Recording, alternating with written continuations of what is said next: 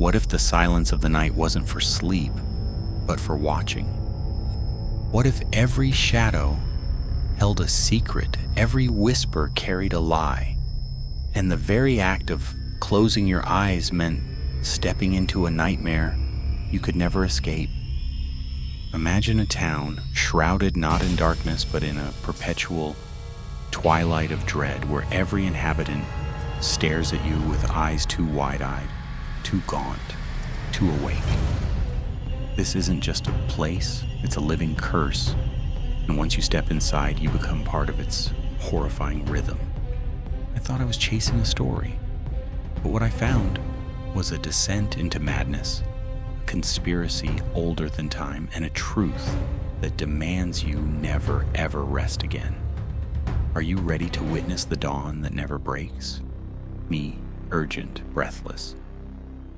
The hum of the engine had been my only companion for hours, a monotonous lullaby against the vast, empty stretches of highway. My name is Eleanor Vance, and I'm an investigative journalist, driven by a cynical hunger for stories that the mainstream media ignores. Rumors of Oakhaven, a remote mountain town, whispered to suffer from an inexplicable, widespread insomnia, had pulled me off the grid. A town where no one ever slept. It sounded like a conspiracy theory, a quirky local legend, perfect for my independent blog. It was 3:17 p.m. when my GPS finally declared, "Arrived at destination." But Oakhaven wasn't what I expected. There was no distinct town line sign. The forest simply thinned, replaced by a cluster of houses, their windows unnaturally bright.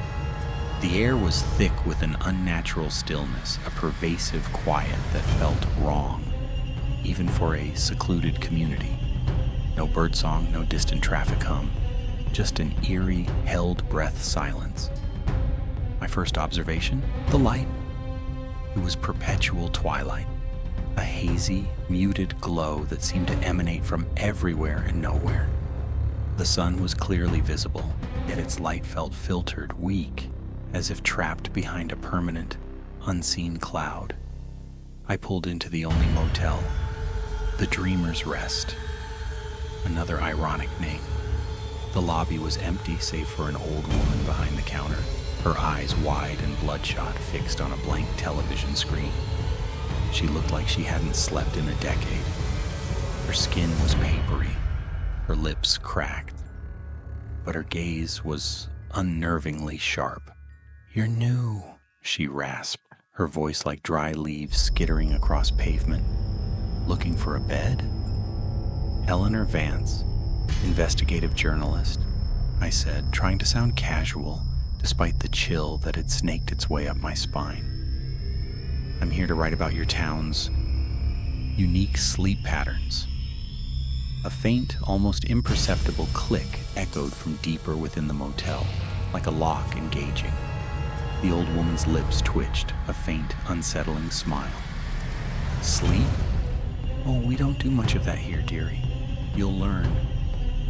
Her eyes, bloodshot and unblinking, seemed to peer not at me but into me, as if searching for something. A cold dread began to seep into my chest, a physical chill that had nothing to do with the motel's musty air. I checked into room 3, its window facing the ancient, sprawling forest that encircled the town. The room was clean, but stale, permeated by that strange, earthy scent I'd noticed earlier, like damp soil and something unnaturally sweet. I unpacked my gear, my laptop glowing against the muted decor. As dusk refused to truly fall, the streetlights outside flickered on, casting long, wavering shadows. My own fatigue, usually a familiar companion after a long drive, seemed to evaporate, replaced by a sudden, intense alertness. My eyelids felt heavy, but my mind raced, wired, buzzing with that low hum. I decided to start my investigation. I walked into town. The few people I saw moved slowly like sleepwalkers, their faces gaunt, their eyes wide, bloodshot. They didn't seem to blink. They just stared, their gazes following me, empty and unsettling. The cafes were open but empty. The only sounds were the distant, ceaseless hum and a faint, rhythmic ticking that seemed to emanate from everywhere and nowhere at once. It was like the town itself was a giant, broken clock. I spotted a town hall, its door ajar.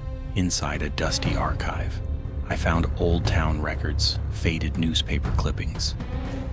Unexplained madness sweeps Oakhaven.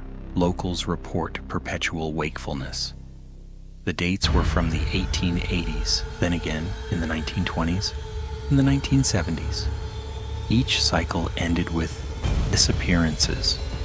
Families, individuals, entire households simply vanishing, leaving behind only their empty homes and the lingering scent of damp earth and sweet decay. My heart hammered against my ribs. This wasn't just folklore. This was a pattern. And the last cycle ended barely 20 years ago. The hum intensified, vibrating through the floorboards. I was alone with Oakhaven's forgotten secrets, and I knew, with chilling certainty, that this was just the beginning. The low, buzzing hum of the town seemed to deepen, vibrating through the floorboards. The archival photos pinned to a dusty board showed faces with those same wide, unblinking eyes. And as I stared, a face in one of the photos, a young man with a gaunt, terrified expression, seemed to subtly shift, his eyes locking with mine. Now I'll deepen the fear just as it deepened for me. Oakhaven, initially a quaint, if peculiar, mountain town, quickly transformed into a cold, echoing prison. Every hum of the diner's ancient refrigerator, every distant cough from an unseen house, seemed amplified, distorted, swallowed by the immense, oppressive silence that emanated from the town's core. That silence was heavy, suffocating, punctuated only by the low, constant hum that seemed to vibrate directly inside my skull, a maddening presence that slowly chipped away at my resolve. My comfortable assumptions about reality, about the predictable rhythms of day and night, were shattering. I tried to fight it, but the insomnia was a relentless predator. That first night, my eyes felt like they were propped open by invisible sticks. Every nerve in my body screamed for rest, yet sleep refused to come. I stared at the ceiling, listened to the unnatural quiet outside, the occasional mechanical sound of a door opening and closing somewhere in the distance. The next morning, my reflection in the diner's window showed eyes as wide and bruised as the waitress's. This wasn't just my imagination. It was infecting me, my past.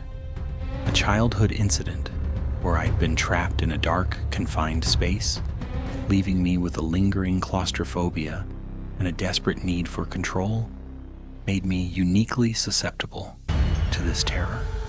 The lack of sleep eroded my ability to rationalize, to trust my perceptions.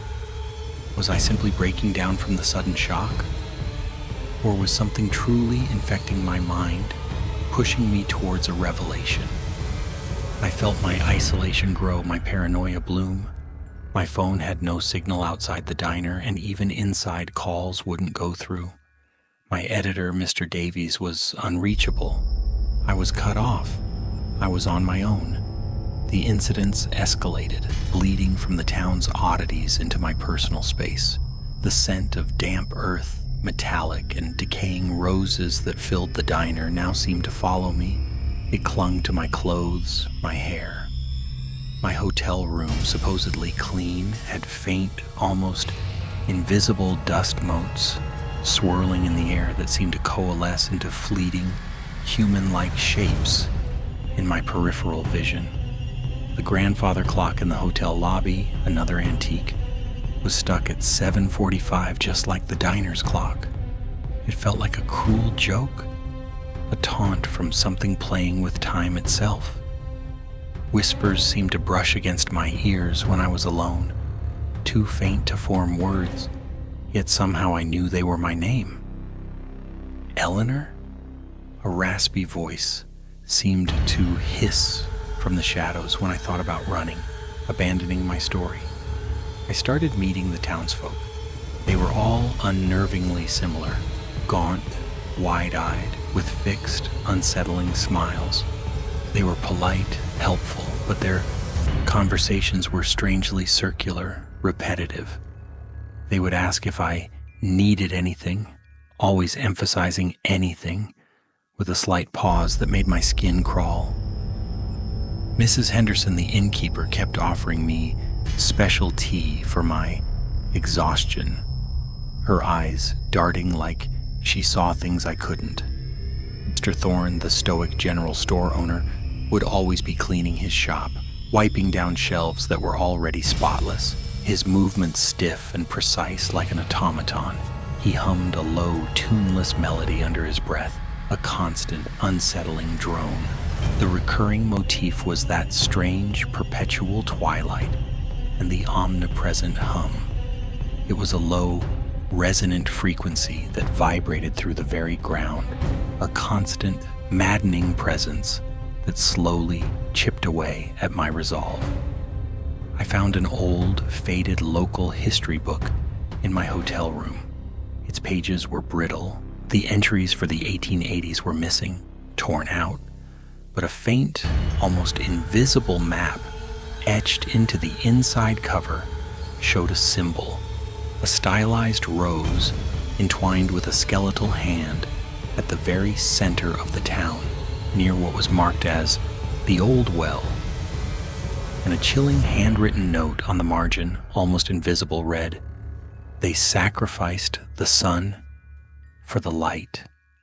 The tension built slowly.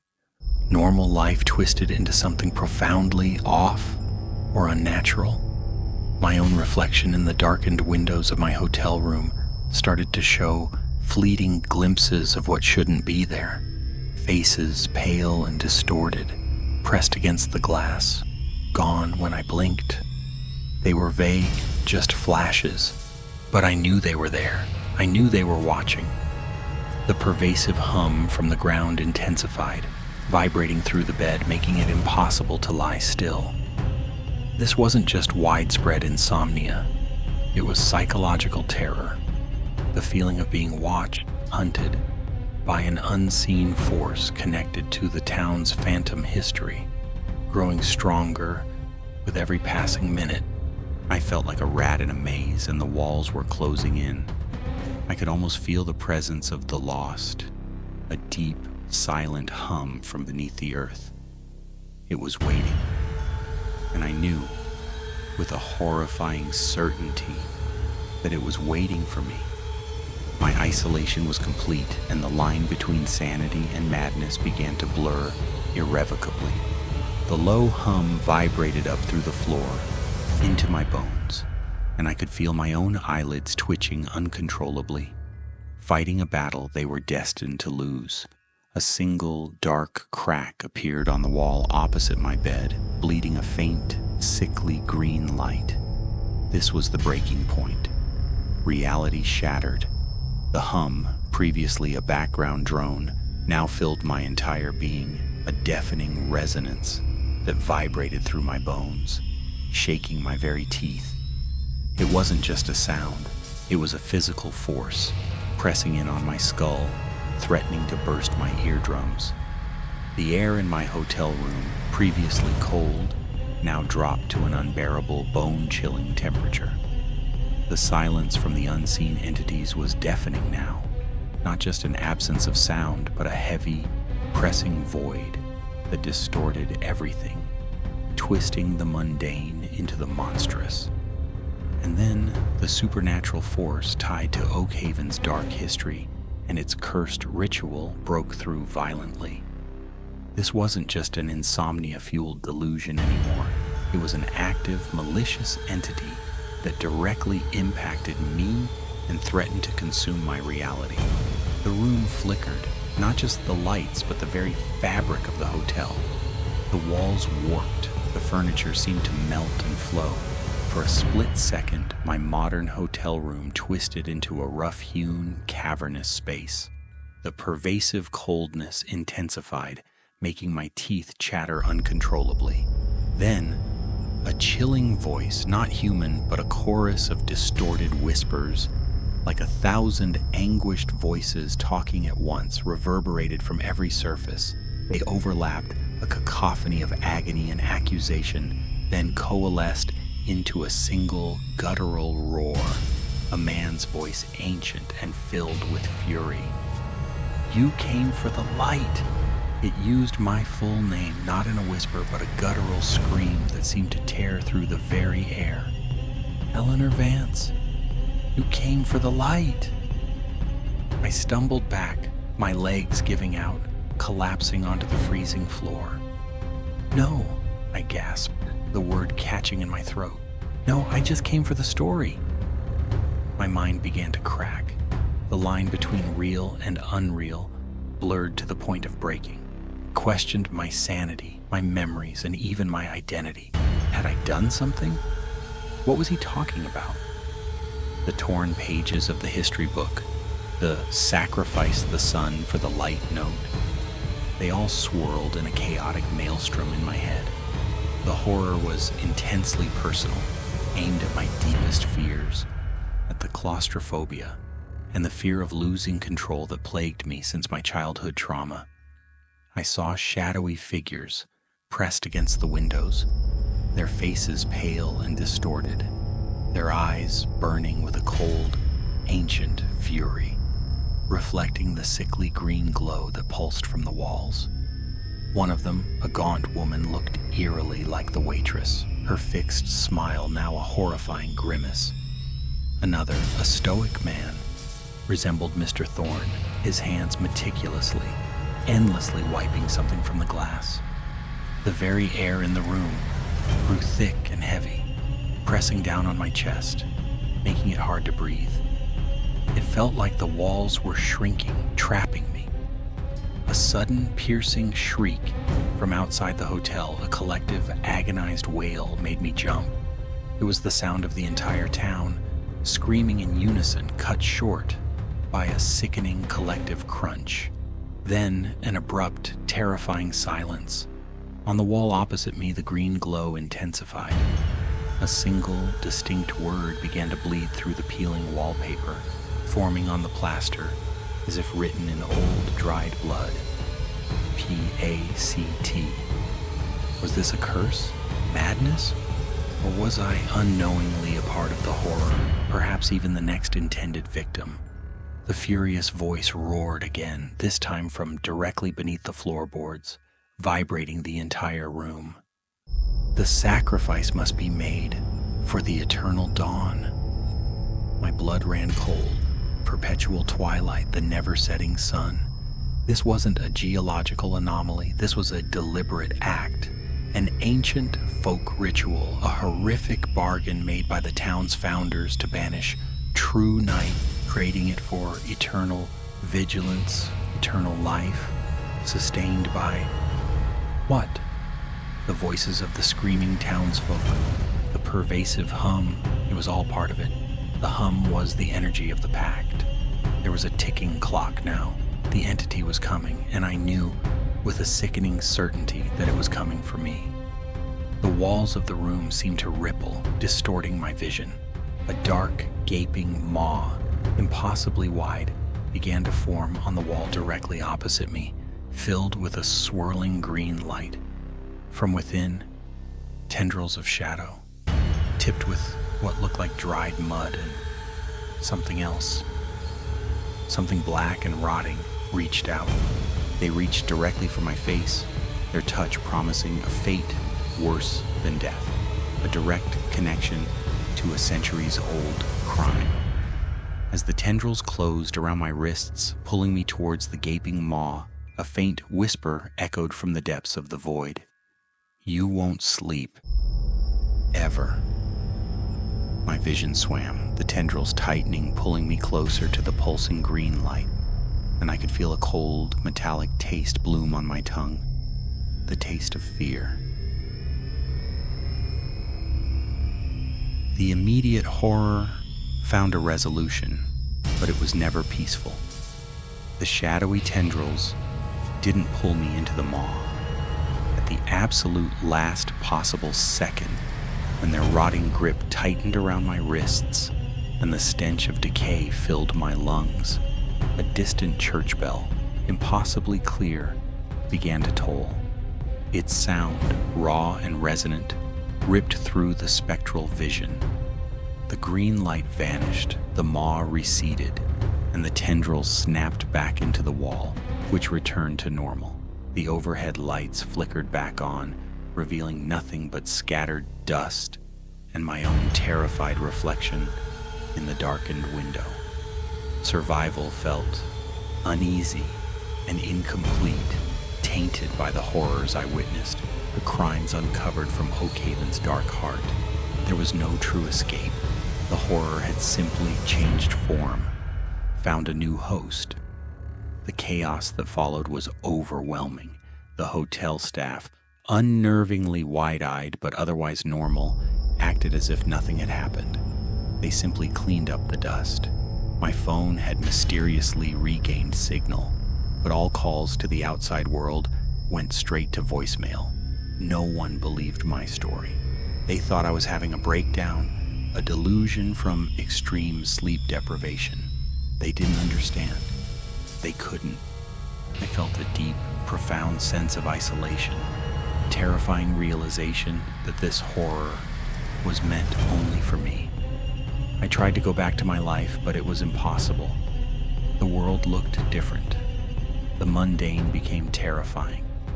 Every shadow held a possibility. Every faint hum sounded like the resonance of the Pact. There was no true peace. The doctors outside Oakhaven cleared me eventually, attributing it to stress and trauma. But the doubt lingered in their eyes. In my eyes. The dreams never came, but the insomnia remained. A constant, gnawing presence. I was always awake now, always watching. And the hallucinations began to persist even in my waking life. I saw Mr. Thorne endlessly wiping down his shop, even though I was miles away. I heard the waitress's flat voice asking, "Just passing through?" And then the final devastating twist. A revelation that shattered everything I understood about myself, the antagonist or the crime. Days later, back in my own apartment, the hum persisted. A low, maddening thrum in my bones. I remembered the words. The guardian calls for its rest. My great-grandfather, a figure shrouded in family mystery, was rumored to have been a scholar of obscure folklore, one who had vanished during a research trip to the mountains in the 1880s. The exact period of the torn-out history book pages. There was an old sealed box in my family's inherited library, labeled simply Oakhaven Research. I found it. Inside, neatly stacked, were journals, maps, and ancient texts. The journals detailed my great-grandfather's fascination with Oakhaven, his discovery of its unique geology, and a forgotten cult that believed they could halt the sun's cycle. He wrote about a ritual performed during a celestial alignment, requiring a human guardian to perpetually anchor the town to its endless twilight. The crime wasn't just sacrifice. It was the betrayal of the guardian who wasn't willing but forced. And the entity I now felt inside me, the hum, it wasn't just the Pact's energy, it was the imprisoned guardian searching for escape. My great-grandfather, consumed by academic ambition, documented the ritual, perhaps even aided it, then fled, leaving the guardian to its eternal vigil. I felt it then. The true horror. Not just a haunting. I wasn't just a witness. I was connected. My own bloodline, my family, had played a direct role in the town's eternal suffering. The guardian's voice, the humming, the relentless sleeplessness. It wasn't a curse on me, but a curse through me. I was not the next victim because of a random journalistic assignment. I was the next victim because I was a descendant of the one who helped imprison the guardian. and now it saw its chance. I was now irrevocably changed, becoming something monstrous myself, carrying the Guardian's burden, a new form of torment. My survival is a new, inescapable form of torment. The cycle was not broken, it was merely transferred, and I knew with a chilling certainty that the true nightmare had only just begun. My reflection in the dark screen of my laptop showed my eyes, wide, bloodshot, unblinking, just like those of the townsfolk in Oakhaven. I'll close with a powerful message, a final warning that lingers with you long after the screen goes dark. A truth about humanity, tied to the Guardian's dark secret, a truth that now owns me. Some lights aren't meant to be held. Some lives aren't meant for endless waking. I learned that as the ceaseless hum of the earth echoed in my mind forever, the greatest monsters aren't born, they're made. And sometimes they cling to the living, not to commit a crime, but to demand the freedom that was stolen from them. And sometimes they cling to the innocent who aren't so innocent after all, those whose family lines are tainted by ancient ambition and unforgivable sacrifices. The story feels complete, but profoundly unsafe. The horror isn't truly over. It's merely changed form, found a new victim, or left an indelible mark on the world. My world, my mind. I now live in a constant state of dread. Sleep is a luxury I can barely afford, plagued by vivid, terrifying visions of that town, of the yawning maw beneath the ground. I see the faces of its residents, gaunt and twisted, their eyes wide with unending terror. I hear their silent screams, but they're no longer just from my memory. They're from everywhere. The true horror lies in the psychological damage, the unraveling of my sanity, and the lingering sense of a world fundamentally broken by the events.